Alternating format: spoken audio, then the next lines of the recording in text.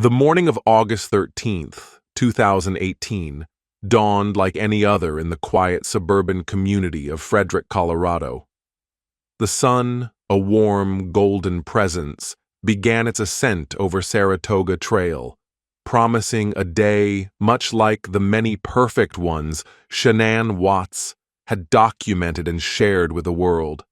But for the Watts family, the ordinary was about to shatter, giving way to an unimaginable horror that would forever etch their name into the dark annals of true crime. Shanann Catherine Watts, vivacious and 34, was returning home from a business trip to Arizona. She was pregnant, expecting a son she planned to name Nico. Her husband, Christopher Lee Watts, 33, had already begun his day.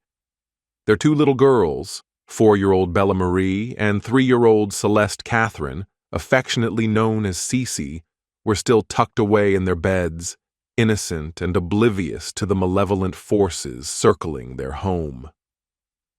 From the outside, their lives were a portrait of the American dream meticulously curated for public consumption. A spacious, 2-story house with a tidy lawn nestled in a friendly neighborhood. 2 spirited, bright-eyed daughters, a seemingly devoted couple, ready to welcome another child into their loving embrace. Shanann, the undeniable heart of their online presence, was a master of self-presentation. Her Facebook page was a vibrant, almost dizzying collage of happiness. Sun-drenched family vacations, charming photos of Bella and Cece dressed in matching outfits, motivational posts about her fitness journey, and, perhaps most prominently, enthusiastic updates on her direct sales business with Thrive by Lavelle. She frequently recorded live videos, speaking directly to her followers with an infectious enthusiasm, radiating a positivity that seemed almost boundless. She spoke of health, wellness, and financial freedom, building a community around her aspirations. Chris, by contrast, was the quiet anchor. Reserved and less expressive than Shanann, he often appeared beside her in these videos and photos, usually offering a gentle smile or a soft nod. He was the supportive husband, the doting father, the seemingly steady presence behind Shanann's whirlwind of activity. Their public narrative was one of unwavering domestic bliss, a testament to hard work, family values, and the pursuit of a perfect life. Shanann ensured this narrative was not just seen, but felt, shared, and perhaps envied by her many followers. Bella, the older daughter, was a captivating personality. Her bright eyes sparkled with intelligence and a hint of mischief. She was inquisitive, energetic, and possessed a sassy charm that delighted her mother and often prompted laughter from those around her. She was a natural leader, eager to explore and express herself. Celeste, or Cece, was the more serene of the two, a sweet and playful child with an endearing innocence. She often had a pacifier in her mouth and a calm demeanor that contrasted with Bella's vivacity. Shanann's love for her daughters was palpable, overflowing in every post, every video. They were, without a doubt, her entire world, and she made sure that sentiment resonated with her vast online audience. The girls' giggles and innocent questions often punctuated Shanann's motivational speeches, adding a layer of undeniable authenticity to her online persona. The family's life revolved around their children. They enjoyed frequent outings to the local park, splash pads, and swimming pools, often documented through Shanann's ever-present phone camera. Their home on Saratoga Trail was immaculately maintained, a reflection of Shanann's dedication to creating a nurturing and aesthetically pleasing environment for her loved ones. Every holiday, every birthday, every small achievement was celebrated and shared, painting a picture of relentless happiness and familial harmony. Their journey to this seemingly idyllic existence had begun in North Carolina. Chris and Shanann had met there, married, and started their family. They moved to Colorado in 2012, drawn by Chris's job as an operator at Anadarko Petroleum, a large oil and gas company, which promised stability and better opportunities. This move was meant to solidify their future, leaving behind any past financial or personal turbulence. They invested significantly in their new home, pouring their energy into their careers and, most importantly, into raising their daughters. To those who knew them casually or who simply followed their carefully curated online presence, the idea that something profoundly sinister could be festering beneath this pristine facade was not just unthinkable, it was an impossibility. Their public image was a powerful narrative of aspirational living, a testament to the power of positive thinking and relentless ambition, a narrative that Shanann had not only crafted, but actively lived and shared with the world. Little did anyone know, this carefully constructed reality was on the verge of collapsing, exposing a darkness few could ever have imagined. The veneer of prosperity that Shanann so diligently maintained online often masked a far more complex and troubling reality behind the scenes. While their social media profiles projected success and abundance, the Watts family had, in fact, been wrestling with significant financial difficulties for years. These struggles were not a distant memory, but a persistent shadow lurking beneath the surface of their seemingly perfect life. The most public manifestation of these troubles came in 2015, just 3 years before the tragic events. Chris and Shanann Watts filed for Chapter 7 bankruptcy. This was a stark contrast to the image of financial freedom and success that Shanann later promoted through her work.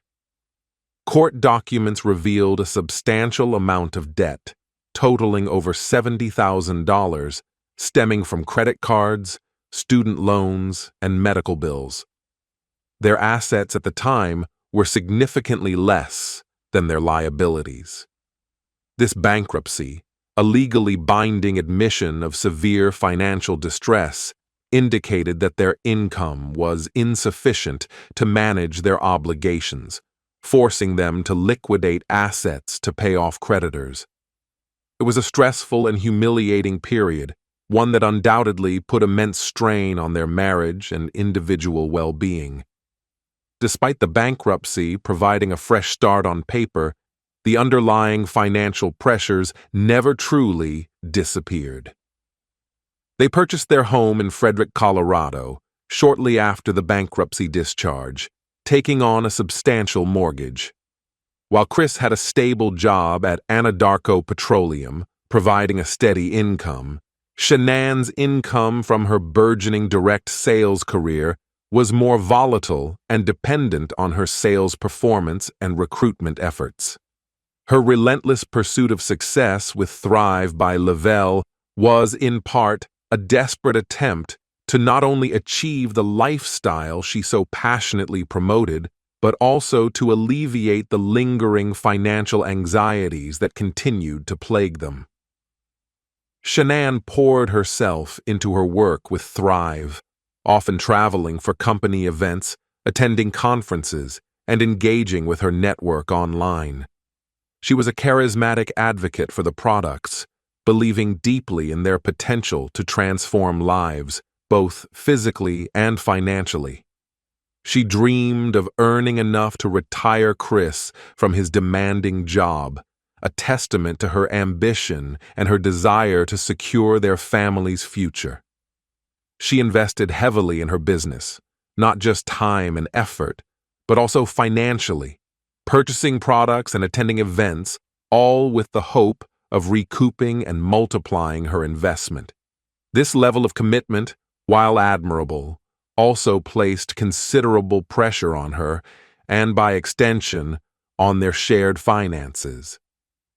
The line between personal aspirations and financial necessity blurred, turning her passion into a burden. The financial strain created a subtle but constant undercurrent of tension in the Watts household. Money worries are a common source of marital conflict, and the Watts situation was no exception.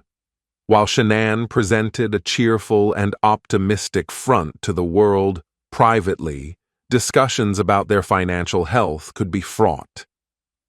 Chris, being the primary consistent income earner, likely felt the weight of these obligations keenly.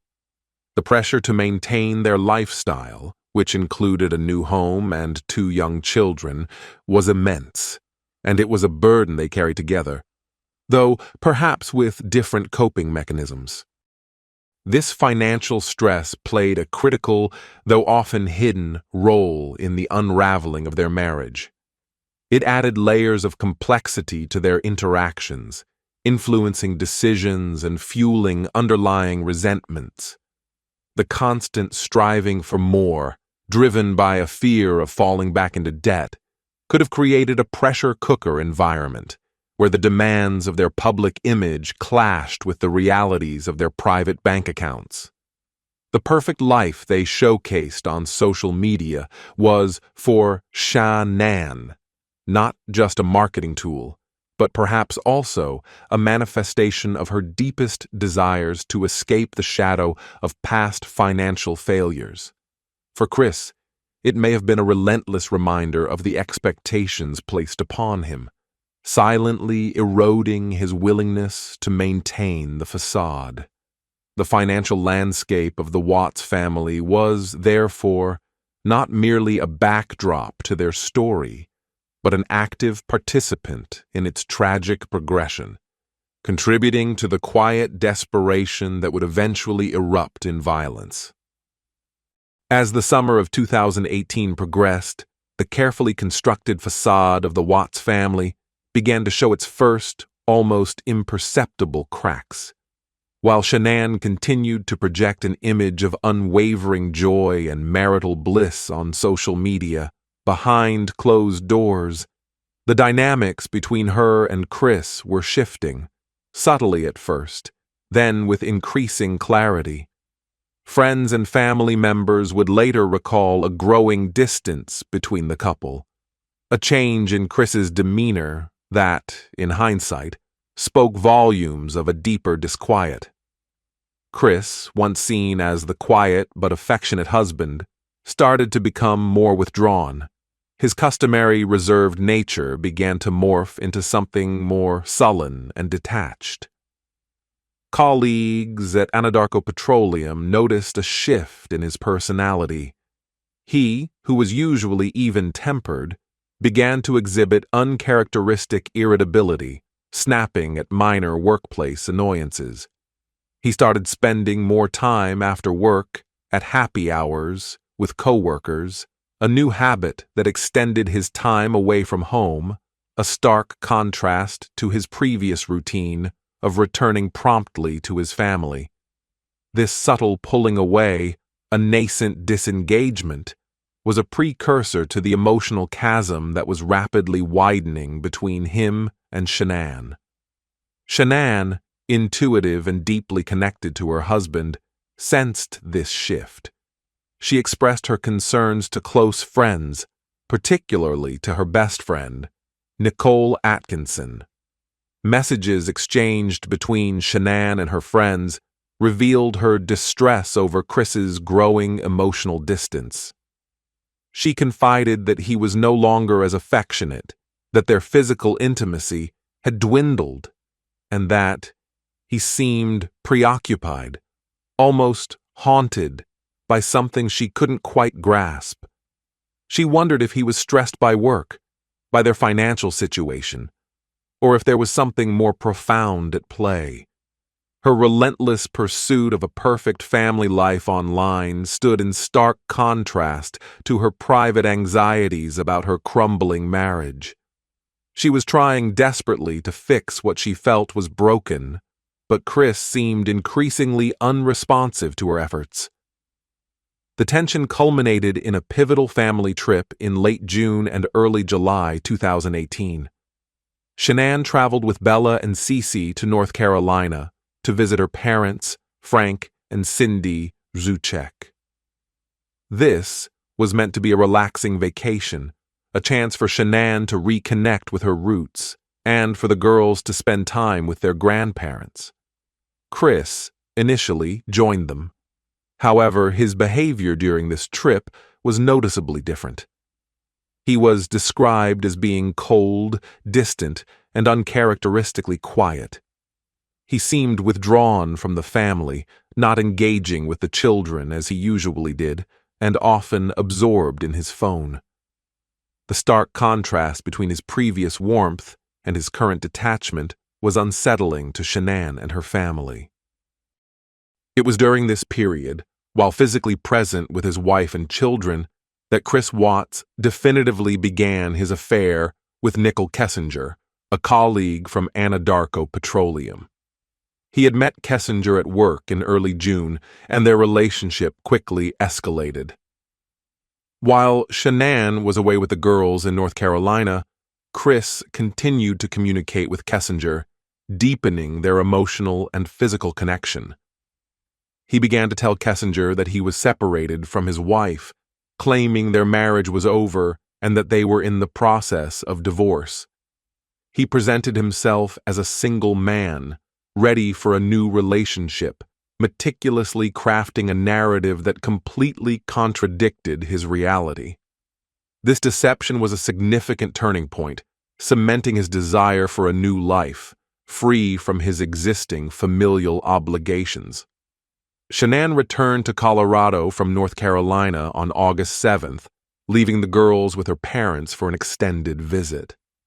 This decision, though seemingly practical for her work, also allowed her and Chris space to address the growing chasm between them. The hope was that time apart might allow Chris to miss his family and reignite his affection. But the time apart only served to solidify Chris's resolve to pursue his new relationship. Shanann, back in Colorado, became increasingly distraught by Chris's continued coldness. She confided in friends that he confessed he no longer loved her and wanted to separate. This admission, delivered with a chilling lack of emotion, devastated Shanann. In her desperate attempts to salvage their marriage, Shanann even purchased a book on marital counseling, love, and respect, hoping it would provide tools for them to reconnect and understand each other. She believed that communication and effort could mend the rift.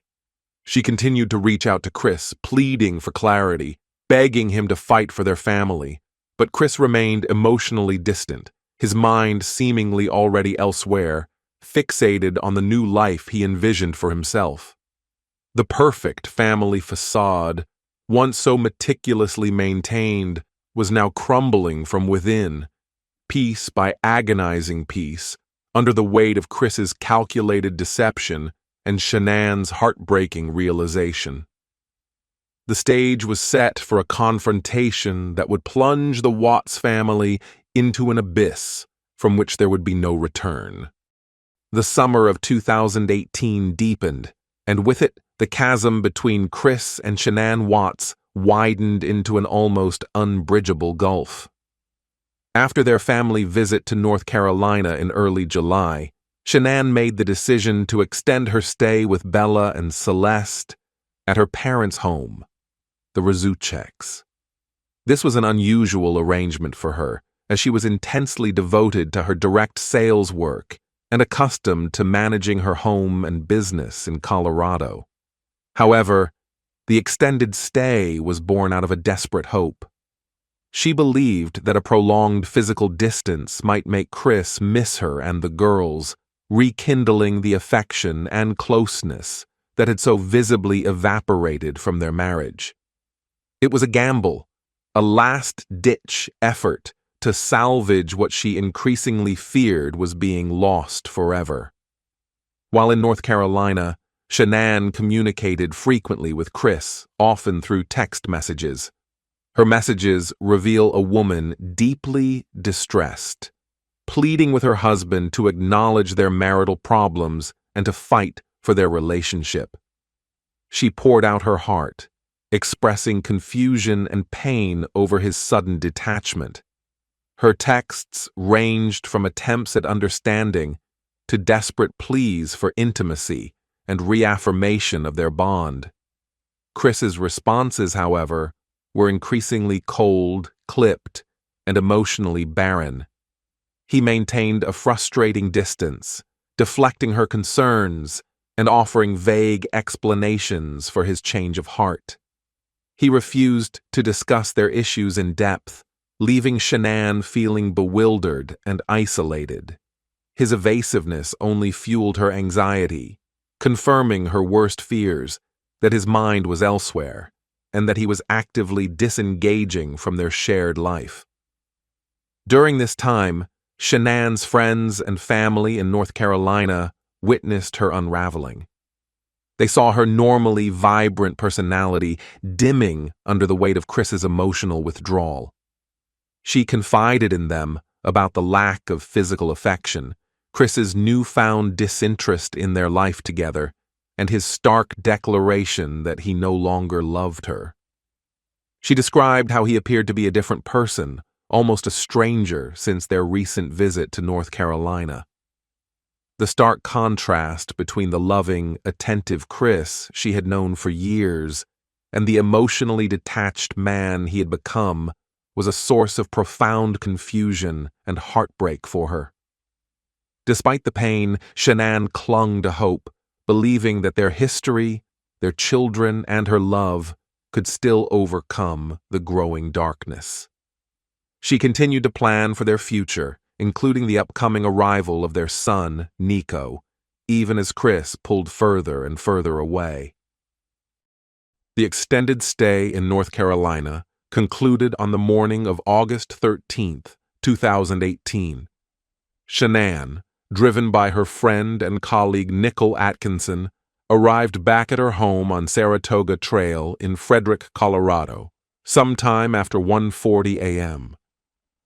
The house was dark, suggesting Chris had already gone to sleep. Shanann entered her home, exhausted from the travel but likely filled with a desperate hope that her return might finally force a confrontation, a resolution, or perhaps even a reconciliation. She was eager to talk to Chris, to understand the distance that had grown between them, to fight for her marriage and her family. What transpired in the early hours after Shanann's return remains known only to Chris Watts, recounted later in chilling detail. The last known moments of Shanann's life inside that house were private, hidden from the public eye. Nicole Atkinson, who dropped Shanann off, observed nothing out of the ordinary as Shanann went inside. The house appeared quiet, no signs of disturbance or conflict visible from the street. Later that morning, as the sun fully illuminated Saratoga Trail, a different narrative began to unfold. Chris Watts would later claim that he woke up and found Shanann gone, leaving behind her car, her purse, her phone, and the girls' car seats. He would tell neighbors, police, and news cameras that he had no idea where his wife and daughters could be. He would act out the role of the distraught husband, making public pleas for their return, fabricating stories of a missing family in a desperate attempt to divert suspicion. He would even contact Nicole Atkinson, feigning concern, setting into motion the search that would ultimately expose his horrific crimes. The calm, almost ordinary morning of August 13th was already tainted by a monstrous secret, hidden within the walls of the Watts family home, as the facade of perfection dissolved into an unspeakable tragedy. The quiet morning of August 13th, 2018, rapidly escalated from a seemingly ordinary start to a frantic search, all orchestrated by the very person responsible for the unfolding tragedy. Just hours after Shanann Watts returned home, her presence, and that of her two young daughters, vanished. Christopher Watts, now alone in the house that harbored a monstrous secret, began to enact a chillingly calculated deception, laying the groundwork for a missing persons case that would captivate and horrify the nation. Chris's first recorded act of public deception occurred when he contacted Shanann's close friend and colleague, Nicole Atkinson. Nicole had dropped Shanann off at home in the early hours of the morning and had a prearranged appointment to pick her up later that day for a doctor's appointment. When Shanann was unresponsive to her calls and texts, Nicole grew increasingly concerned.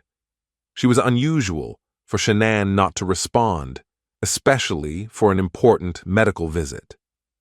When Nicole arrived at the Watts home, she found Shanann's car still in the garage, a detail that immediately raised red flags. Shanann would never leave her cherished Lexus, especially if she had simply walked away. Nicole also noted that the girls' car seats were still inside the vehicle, which was highly unusual as Shanann always took them out. She knocked on the door, called out, but received no answer. It was at this point that Nicole telephoned Chris Watts, who was already at work at Anadarko Petroleum. Chris, feigning surprise and concern, told Nicole that he had woken up to find Shanann and the girls gone. He claimed he assumed Shanann had taken the girls to a play date or to visit a friend. This was his first fabricated narrative, delivered with a calm that would later become a hallmark of his chilling composure. Nicole, sensing something was gravely wrong, immediately alerted law enforcement. Her quick action and persistent concern were pivotal in initiating the formal missing persons investigation. The Frederick Police Department swiftly responded to the Watts home, entering a scene that Chris had meticulously arranged to appear normal, completely devoid of any evidence of the brutal acts committed just hours earlier. Upon the officers' arrival, Chris Watts welcomed them into his home, behaving as the distraught and cooperative husband. He walked them through the house, pointing out details, expressing bewilderment at his family's disappearance. He calmly stated that he had last seen Shanann around 5 a.m., just before he left for work, and had believed her to be asleep.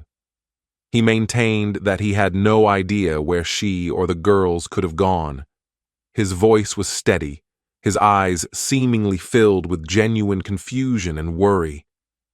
He even granted the police permission to search the premises, confident that no visible trace of his heinous actions remained. The officers noted his remarkably calm demeanor, a detail that would later stand out starkly against the gravity of the situation. As the search for Shanann, Bella, and Celeste intensified, Chris Watts agreed to public interviews with local media outlets. Standing before cameras, he appealed directly to his family, looking into the lens with a seemingly earnest expression. He pleaded for them to come home, to contact him, to let him know they were safe. His words were carefully chosen, designed to portray him as a heartbroken husband and father, desperate for the return of his loved ones. He spoke of missing their laughter, their bedtime stories, and Shanann's presence. He painted a picture of a loving family, shattered by an inexplicable disappearance. His performance was convincing enough to initially sway many viewers and even some investigators who focused their efforts on finding a missing woman and her children rather than suspecting the man standing before them. However, beneath the veneer of Chris's composed performance, subtle inconsistencies began to emerge. His lack of overt emotion, a calm that bordered on detachment, struck some as unsettling. His answers to police questions were often vague or seemed rehearsed. Investigators also noted that he never once asked where his daughters were in relation to Shanann. His focus was always on Shanann, perhaps as a way to control the narrative. The sheer unlikelihood of a pregnant woman leaving everything behind, including her beloved car, phone, and children's car seats, without a word, was a glaring anomaly that only deepened suspicion.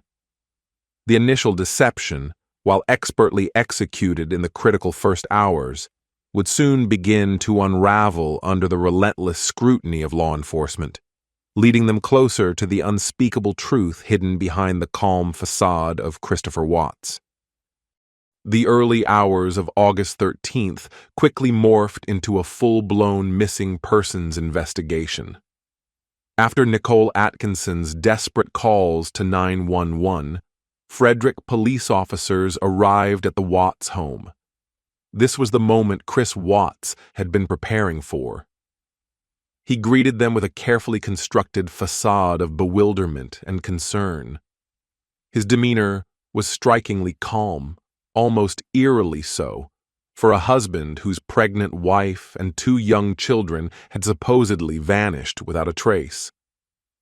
He invited the officers inside, offering his full cooperation, a performance designed to deflect any suspicion. As police meticulously documented the scene, Chris calmly walked them through the house, pointing out details that he believed would support his fabricated story. He highlighted Shanann's car still in the garage, her phone and purse left behind, and the girl's car seats in her vehicle. All details he presented as proof of an inexplicable, rather than sinister, departure. He claimed he had last seen Shanann around 5 a.m., just before he left for his shift at Anadarko Petroleum, and asserted that he had assumed she was simply still asleep when he departed. The initial stages of the investigation were guided by Chris's narrative. Police began treating it as a legitimate missing persons case, circulating descriptions of Shanann, Bella, and Celeste. They interviewed neighbors, scoured local areas, and appealed to the public for any information.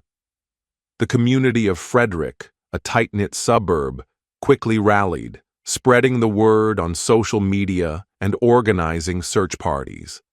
The story began to draw local media attention, further amplifying the perceived mystery. Chris, seizing this opportunity, willingly engaged with reporters, presenting himself as a heartbroken victim.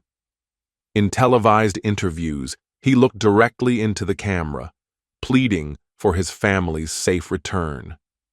His voice was steady, his eyes seemingly filled with genuine distress as he spoke about missing his daughter's laughter, their bedtime routines, and Shanann's vibrant presence. He conjured an image of a shattered domestic life, painting himself as the innocent husband and father desperately searching for his loved ones. However, even as Chris maintained his composure, subtle inconsistencies began to surface in his carefully constructed narrative. His calmness, while initially interpreted as shock, began to strike some investigators as unsettlingly detached. There was a conspicuous lack of raw emotion, an absence of the frantic desperation one would expect from someone in his situation. His answers to police questions were often vague or seemed oddly rehearsed, lacking the spontaneity of genuine recollection. He provided details that, while seemingly innocent, subtly steered the narrative away from himself. For instance, he repeatedly emphasized that Shanann had left her phone, a key piece of personal identification, at home, as if to reinforce the idea of a sudden, unplanned departure. Perhaps one of the most glaring anomalies was Chris's repeated focus on Shanann's disappearance, with notably less emphasis on his daughters. While he mentioned Bella and Celeste, his primary concern, at least outwardly, always seemed to circle back to Shanann. He never once asked where his daughters might be in relation to their mother. This detail, though minor on its own, began to contribute to a growing uneasiness among seasoned investigators. They understood that in cases of sudden disappearances, parents typically prioritize the safety of their children above all else. This subtle but persistent deviation from expected behavior began to cast a long, cold shadow of suspicion over the seemingly distraught husband. The initial deception, while expertly executed in the critical first hours, would soon face increasing scrutiny as the calm facade of Christopher Watts slowly, but surely, began to crack under the pressure of the unfolding investigation. As the hours stretched into days, the investigation into the Watts family's disappearance intensified, and the focus of law enforcement began to narrow decisively on Christopher Watts. The initial flurry of public appeals and community searches slowly gave way to a more targeted approach. Detectives, trained to identify anomalies in human behavior, found Chris's calm demeanor increasingly unnerving. His consistent lack of overt emotional distress, coupled with the convenient narrative he presented, started to raise red flags. Seasoned investigators understood that while individuals react to grief in various ways, Chris's composed, almost rehearsed responses simply did not align with the typical behavior of a frantic husband whose pregnant wife and 2 young children had vanished without a trace. The decisive turning point in the early investigation came with the administration of a polygraph test. On August 15th, 2 days after Shanann's disappearance, Chris Watts voluntarily agreed to take a polygraph. During the pre-test interview, he continued to maintain his story of Shanann and the girls simply being gone. However, once the test began, his physiological responses, specifically to questions about his involvement in their disappearance, indicated deception. The polygraph results provided investigators with the critical leverage they needed. They now had a scientific indication, though not admissible as direct evidence in court, that Chris was not being truthful. This intensified their interrogation, moving from a missing persons inquiry to a focused criminal investigation with Chris as the prime suspect. Armed with the polygraph results, investigators confronted Chris, pushing him harder on the inconsistencies in his story. The interrogation room became the crucible where his carefully constructed facade finally began to crack under sustained pressure. The detectives employed various psychological tactics, appealing to his conscience, his love for his children, and his potential for redemption. They laid out the growing body of circumstantial evidence, his uncharacteristic behavior, the implausibility of Shanann simply leaving without her car or children's essentials, and now the failed polygraph. It was clear to Chris that his story was unraveling and that the police were closing in. Under this intense pressure, Chris Watts finally began to shift his narrative, offering a partial and ultimately false confession. He claimed that Shanann had, in fact, returned home and that they had engaged in a heated argument about his affair and his desire for a separation.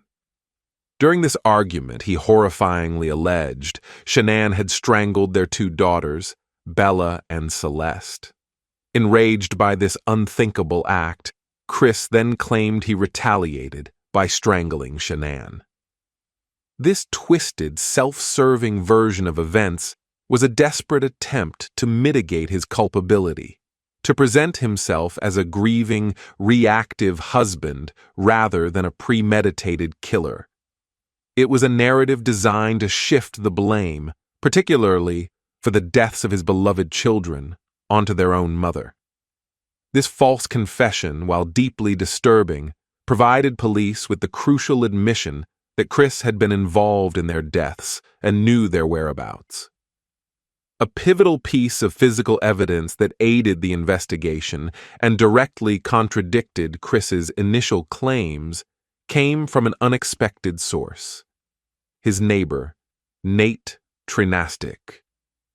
Nate had a surveillance camera that captured the front of both his and Chris's homes.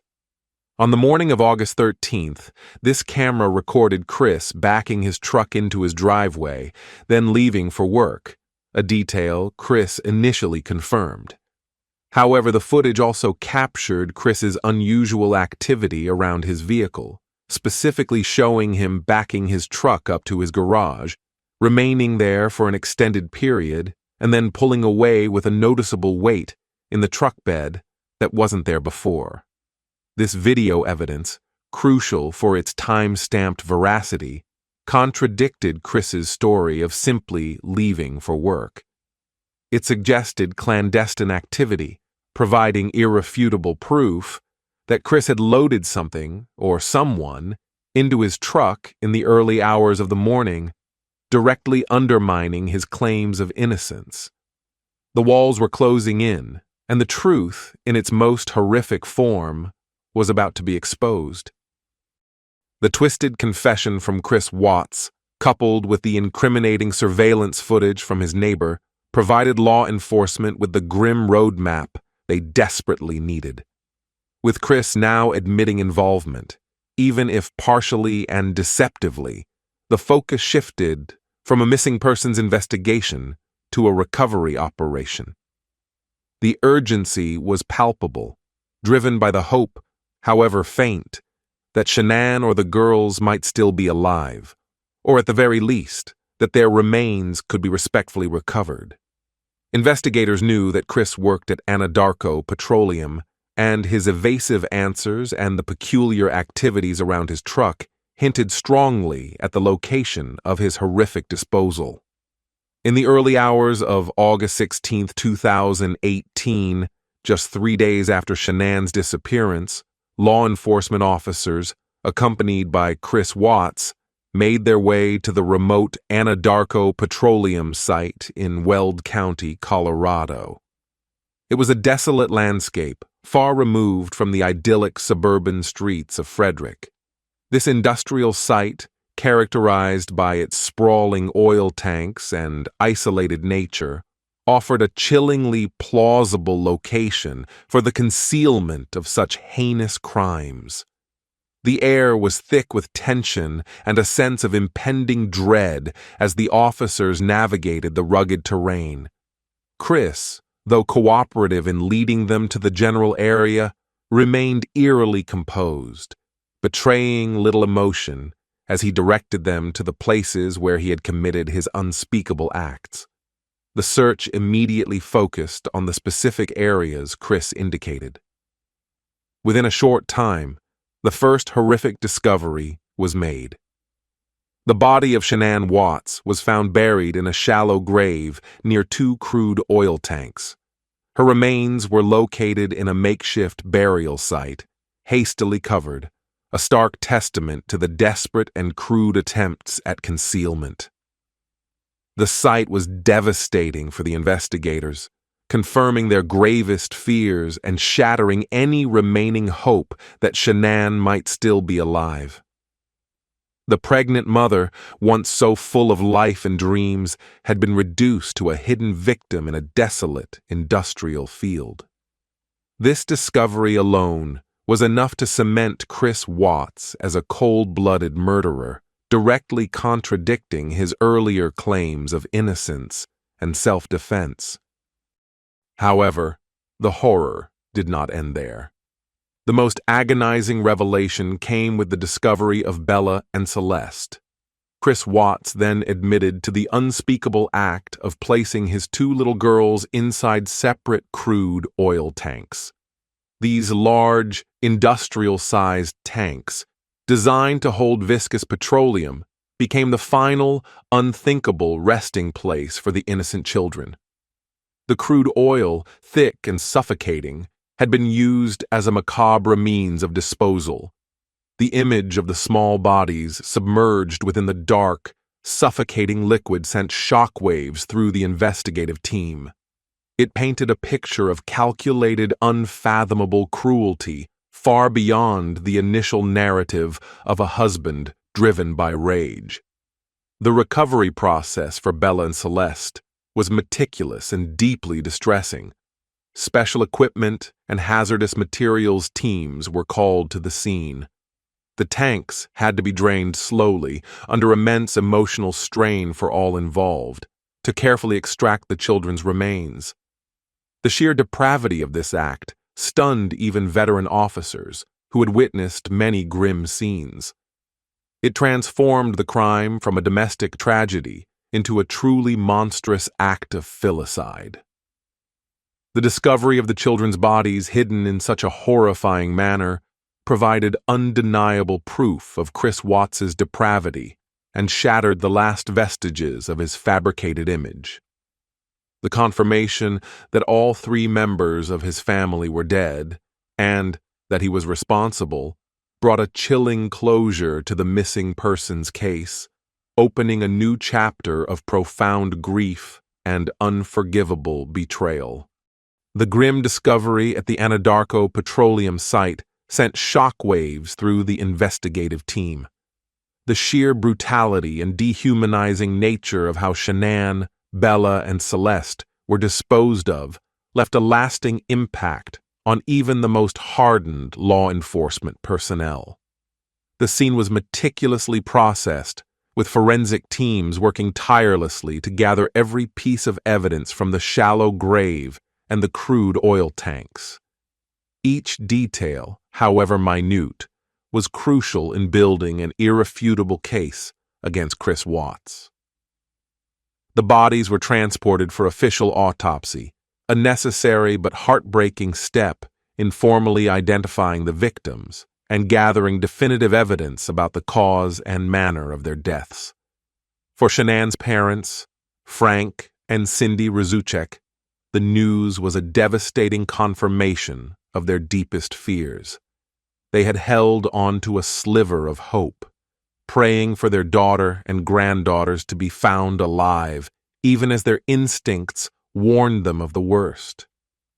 To learn that Chris, the man they had welcomed into their family, the father of their grandchildren, was responsible for such unspeakable acts was an unimaginable betrayal.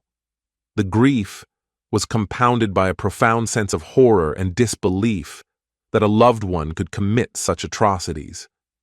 Their public statements, delivered through tears and raw emotion, reflected the agony of a family ripped apart by unspeakable violence, their privacy shattered by an event that would forever define their lives. Following the horrific discoveries, Chris Watts was formally arrested and charged. The charges were numerous and severe. Multiple counts of first-degree murder, including murder of a child under 12 by a person in a position of trust, unlawful termination of a pregnancy due to Shanann's pregnancy, and tampering with deceased bodies. These charges reflected the full scope of his alleged crimes, encompassing not only the taking of 3 lives, but also the heinous manner in which he attempted to conceal his actions. The swiftness of the arrest, coming just days after the initial missing persons report, stunned many, though for those closely following the unfolding drama, it tragically confirmed their worst suspicions.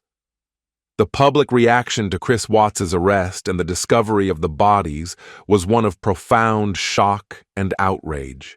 The man who had appeared on television pleading for his family's return was now unmasked as their killer. The contrast between his public persona and his private actions was jarring and deeply disturbing to millions. Social media, which Shanann had used to build her public persona, now became a forum for collective grief, anger, and disbelief. News reports flooded national and international channels, transforming a local tragedy into a globally recognized case of unthinkable domestic violence. People struggled to reconcile the image of the doting dad with the monster who had murdered his pregnant wife and smothered his young daughters. The legal process immediately began to take shape. Chris Watts was held without bond, deemed an extreme flight risk and danger to the community. His initial court appearances were brief, marked by his stoic, almost emotionless demeanor, mirroring the composure he had displayed during the initial investigation. He remained largely silent, letting his legal team handle the proceedings. The focus shifted from finding the missing family to building an unshakable case against the man who had admitted to their deaths. The evidence, painstakingly gathered from the crime scene and through Chris's own shifting confessions, painted a damning picture. The path to justice, though emotionally arduous for everyone involved, seemed clear. But the full truth of Chris Watts's motives and the extent of his depravity had yet to be fully uncovered. The formal charges marked the end of the search and the beginning of the long, painful journey toward accountability. With the bodies recovered and Chris Watts formally charged, the case transitioned from a frantic search to a grim legal proceeding. His initial court appearances were brief, yet intensely scrutinized by both the media and a shocked public. During his arraignment, Chris stood silently beside his public defenders, his expression largely unreadable. He offered no visible signs of remorse, no tears, no breakdown, a stoicism that struck many as profoundly unsettling for a man accused of murdering his pregnant wife and 2 young daughters. This composure, so consistent with his behavior during the initial days of the missing persons investigation, only served to deepen the public's perception of his chilling detachment. The Weld County District Attorney's Office began the meticulous process of building its case. The charges against Chris Watts were grave, carrying the potential for the death penalty in Colorado at the time, although it was rarely pursued. The prosecution's strategy would hinge on proving premeditation and intent, a challenge made easier by the sheer brutality of the disposal methods and Chris's shifting narrative. Meanwhile, Chris's public defenders faced the daunting task of representing a man who had confessed to horrific crimes, even if his confession was initially partial and self-serving. Their role was to ensure his constitutional rights were protected and to explore any possible mitigating circumstances, however scarce they might appear. As the legal proceedings moved forward, public fascination with the case intensified. The stark contrast between Shanann's meticulously curated online life, filled with family photos, positive affirmations, and dreams of prosperity, and the horrific reality of her death and that of her children became a central theme in media coverage. News channels replayed Shanann's joyful social media videos, juxtaposing them with images of Chris's emotionless court appearances. This created a jarring narrative of betrayal that resonated deeply with audiences across the United States. Psychologists and true crime analysts weighed in, attempting to dissect Chris's personality, speculating on the hidden darkness that could drive such a seemingly ordinary man to commit such unspeakable acts.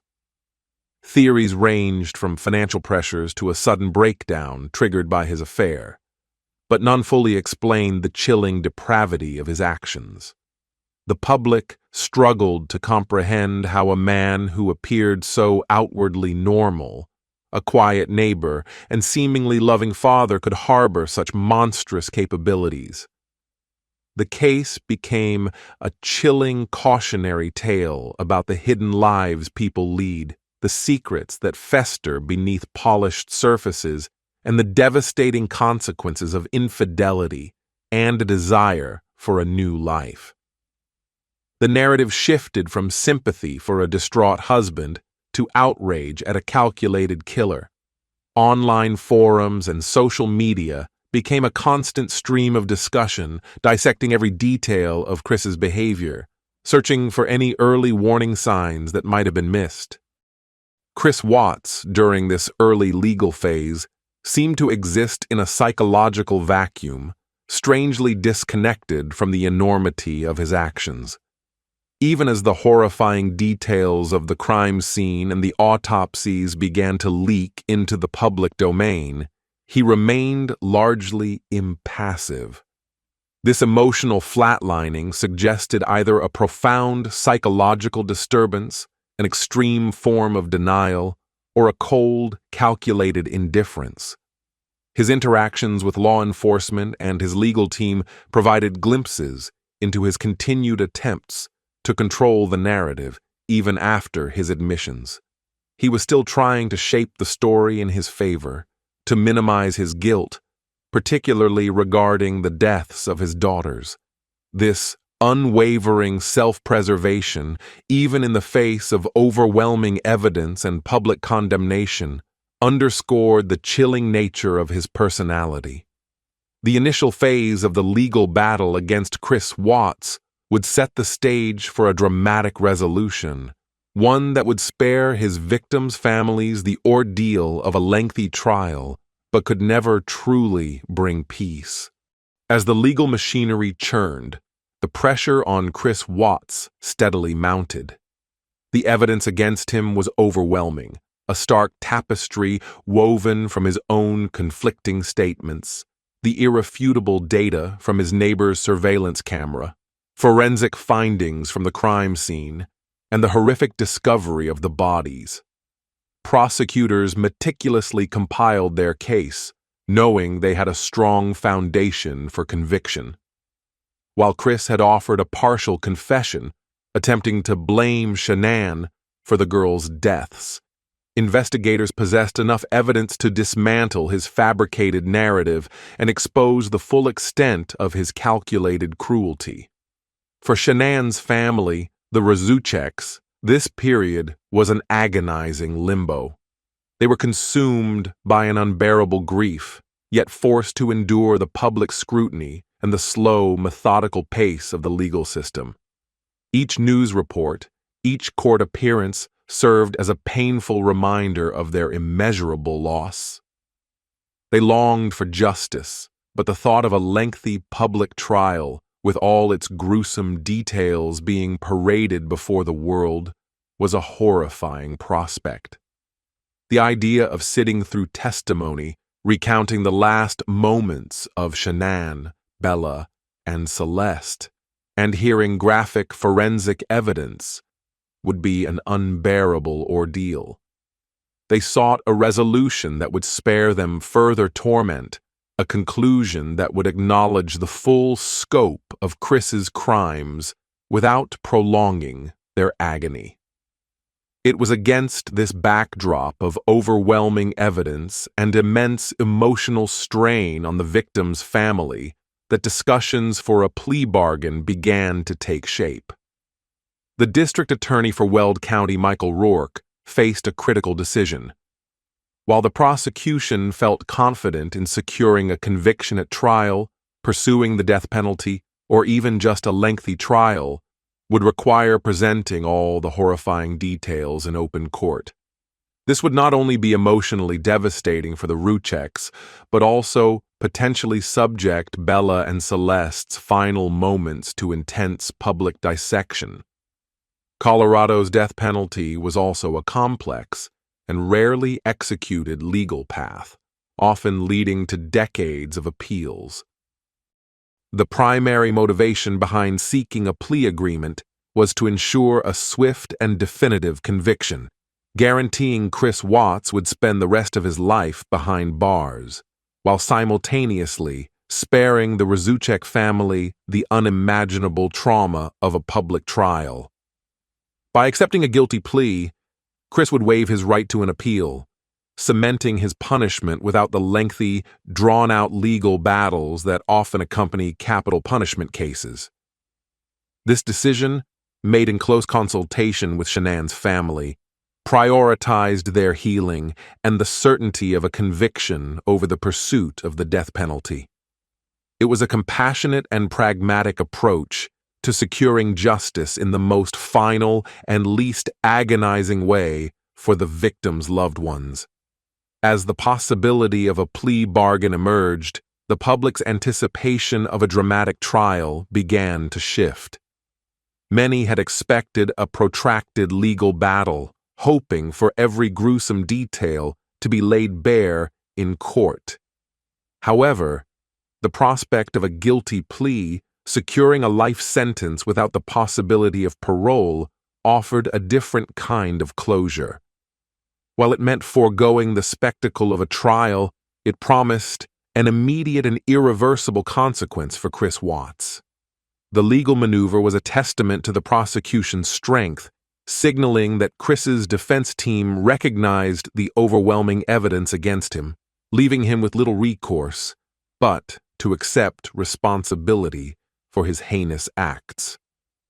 The stage was set for a resolution that would bring an end to the agonizing uncertainty, even if the pain for the Rzucek family would forever remain. The decision to pursue a plea bargain culminated in a pivotal moment for the Watts family case. On November 6, 2018, less than 3 months after the murders, Christopher Watts appeared in a Weld County courtroom to formally change his plea. This was not the start of a long, drawn-out trial, but rather the swift, conclusive act that would seal his fate.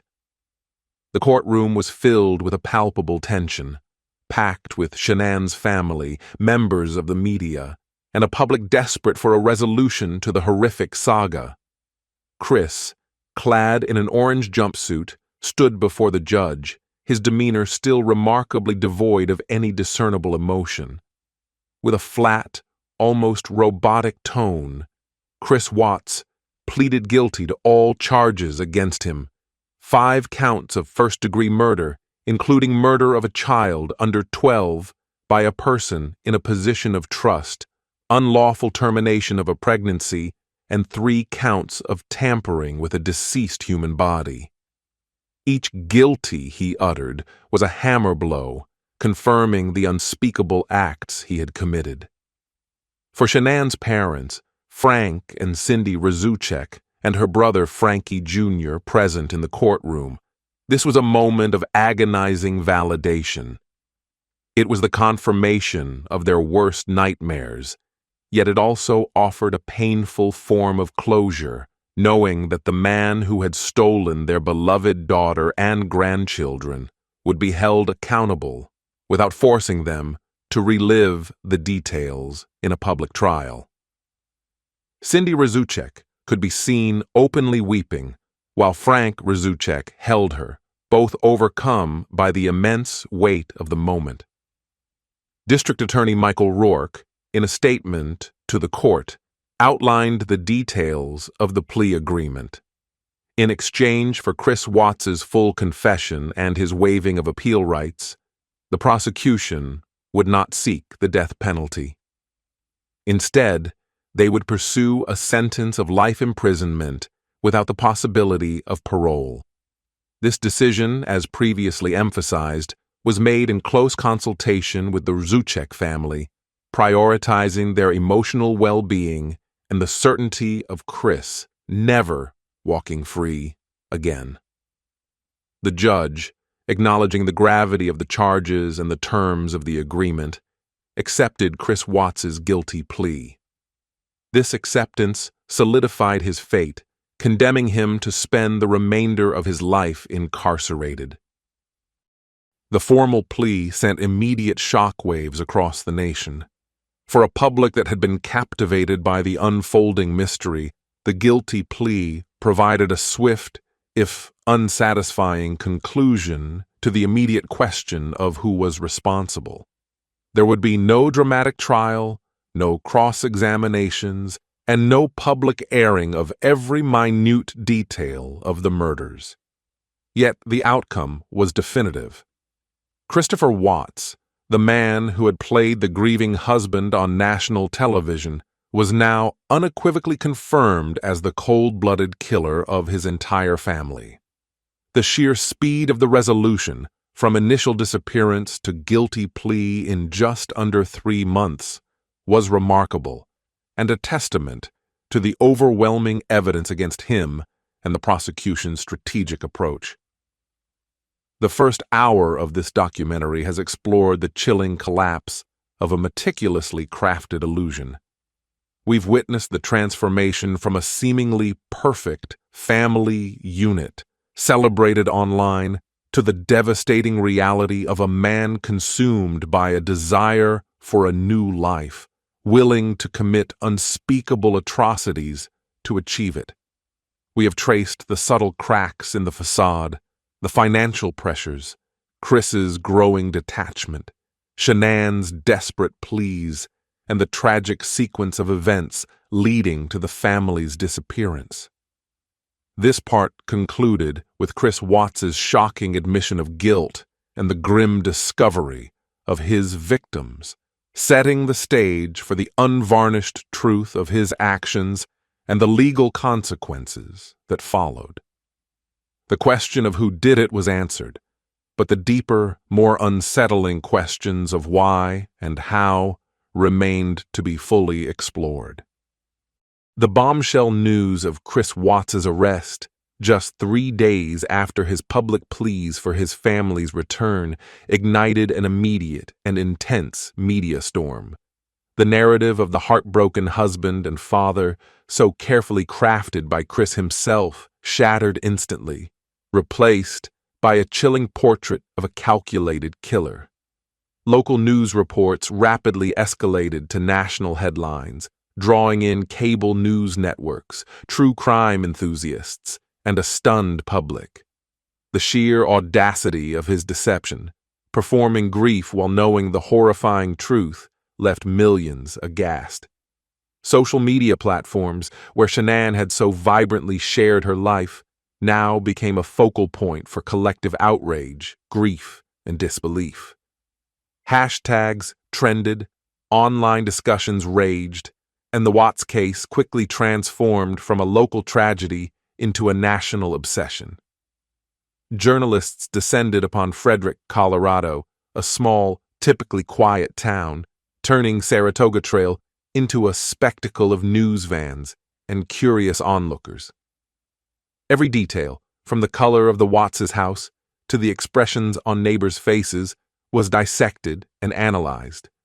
The stark contrast between the perfect family presented online and the unspeakable reality emerging from the police investigation fueled an insatiable appetite for information.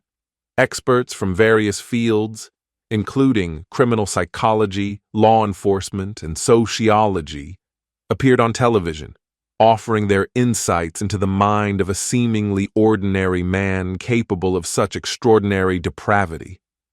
They grappled with the universal question: how could this happen? How could someone kill their own children, their pregnant wife, and then so calmly lie about it? The public's emotional response was visceral. There was a profound sense of betrayal, not just for Shanann and her family, but for everyone who had believed in the facade Chris Watts projected. The seemingly innocent family photos, once symbols of happiness, now took on a sinister new meaning. Every smile, every embrace, every shared moment was reevaluated through the lens of ultimate treachery.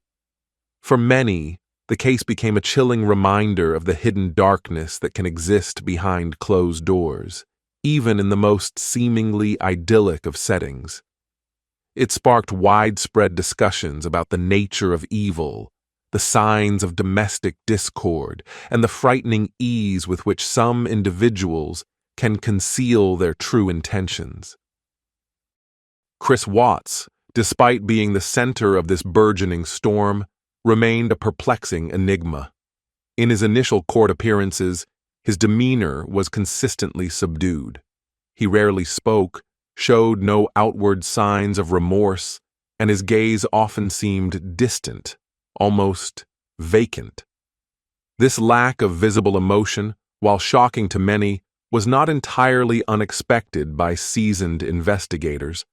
Some individuals, particularly those with certain psychological profiles, can detach themselves emotionally from their actions as a defense mechanism or a manifestation of profound psychopathy.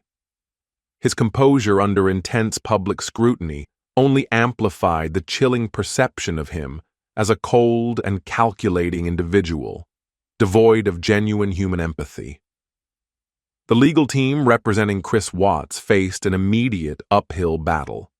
The evidence was rapidly mounting, and his own partial confession, however manipulative, directly implicated him. The overwhelming public condemnation further complicated their task. Yet, their role was to ensure his legal rights were protected, even as the world grappled with the sheer horror of his alleged crimes.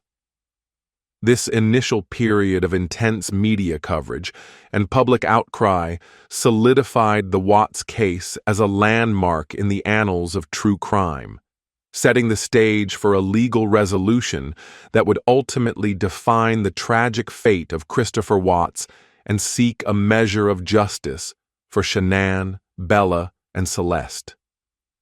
As the public outcry surged, behind the scenes, law enforcement continued to meticulously piece together the puzzle of the Watts family murders, building an unshakable case against Chris. The initial horrific discovery of Shanann's body and the girl's remains in the oil tanks at the Anadarko site provided the undeniable physical evidence. Autopsies were swiftly performed, confirming the cause of death for Shanann as strangulation and for the girls as smothering. These findings directly contradicted Chris's initial self-serving claims that Shanann had killed the children. The forensic evidence was cold, hard, and spoke volumes, pointing squarely to Chris as the sole perpetrator of all three murders. The investigative team also delved deep into the digital footprint of the Watts family and Chris's private life. Phone records, text messages, social media activity, and internet search histories became critical tools. Detectives painstakingly reviewed every interaction, every search query, every deleted message, seeking to understand the timeline of Chris's planning and deception. This digital trail proved invaluable, providing irrefutable evidence of Chris's affair and his escalating desire to escape his family life. His internet searches for phrases like "men who murder their families" and deleted messages exchanged with Nicole Kessinger painted a chilling picture of premeditation and a developing intent to eliminate his family. Central to dismantling Chris's fabricated story was the cooperation of Nicole Kessinger. Upon learning of Shanann's disappearance and subsequently Chris's arrest, Kessinger voluntarily contacted the police. She was initially distraught and confused, believing Chris's narrative that he was separated and in the process of divorcing his wife. When the truth emerged, Kessinger was cooperative and provided extensive details about her relationship with Chris, revealing a clear timeline of their affair. She turned over all communications between them, including text messages, call logs, and photographs. Her testimony was critical. It not only confirmed Chris's elaborate deception, but also illuminated his primary motive: his desperate desire to pursue a new life with her, unburdened by his existing family. Her statements definitively established that Chris had presented himself as single, actively planning a future with her, completely detached from the family he was about to destroy. Kessinger's evidence solidified the timeline of Chris's betrayal. She revealed how Chris had told her his divorce was almost finalized, that he had already signed papers and that his children were being cared for by another family. These were all blatant lies designed to manipulate Kessinger and to expedite his perceived freedom. Her cooperation allowed investigators to understand the depth of Chris's calculated dishonesty leading up to the murders.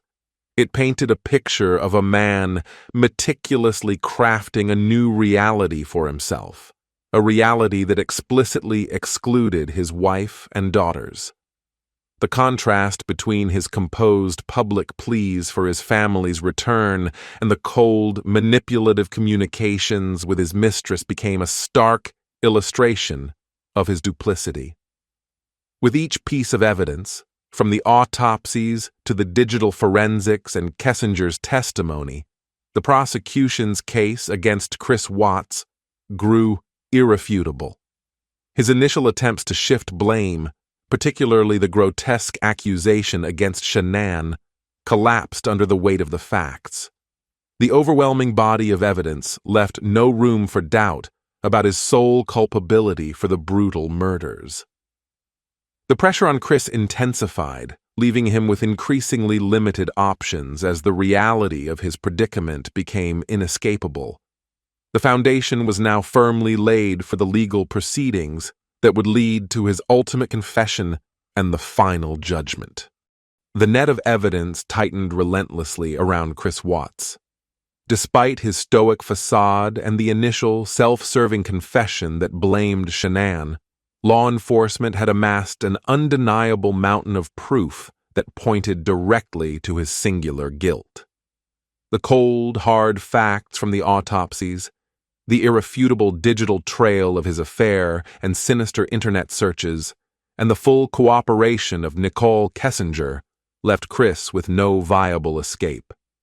The investigators, employing seasoned interrogation techniques, continued to press him, dissecting his every word, challenging his inconsistencies, and patiently laying out the overwhelming case against him. It was during this intense, prolonged interrogation that Chris Watts finally reached his psychological breaking point. On August 16th, facing the unyielding gaze of the detectives and confronted with evidence he could no longer deny, the truth began to emerge, albeit in stages and with continued attempts at self-preservation. The crucial moment arrived when the lead investigators, knowing his affinity for his daughters, appealed to his conscience regarding their whereabouts. They emphasized the need for closure for Shanann's family and the simple human decency of knowing where his children were. This appeal, combined with the crushing weight of undeniable proof, proved to be the final straw. In a hushed, chilling admission, Chris Watts confessed to killing Shanann, and then, in an even more agonizing revelation, he admitted to the unfathomable act of murdering his daughters, Bella and Celeste. He provided the grim details of how he had transported their bodies to the remote Anadarko petroleum site and disposed of them in the crude oil tanks. This was the full confession the investigators desperately needed. It not only detailed the horrific acts, but also led them directly to the precise location of the remains. It was the moment the public's worst fears were confirmed, transitioning the case from a mystery of disappearance to an open book of unspeakable domestic violence. This confession, though later revealed to contain omissions and slight alterations from the full truth he would disclose in prison, was pivotal. It immediately led to the recovery of the bodies, providing Shanann's grieving family with the agonizing certainty they sought.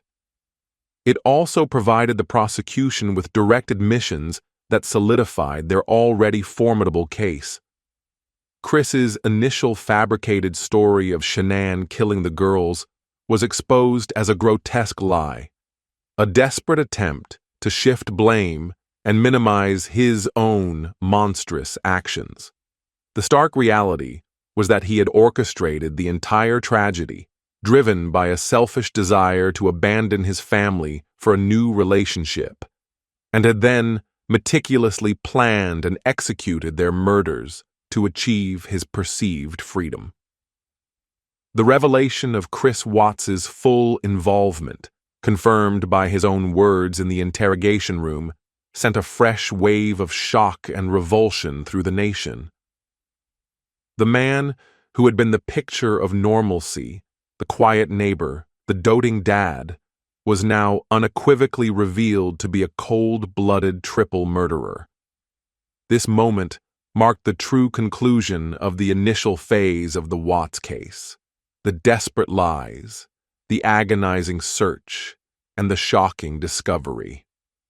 The curtain was fully pulled back on the perfect family facade, exposing the profound darkness that lay beneath. With Chris Watts's confession, the focus would now definitively shift from discovering what happened to understanding the full legal consequences and the enduring impact of his unimaginable crimes.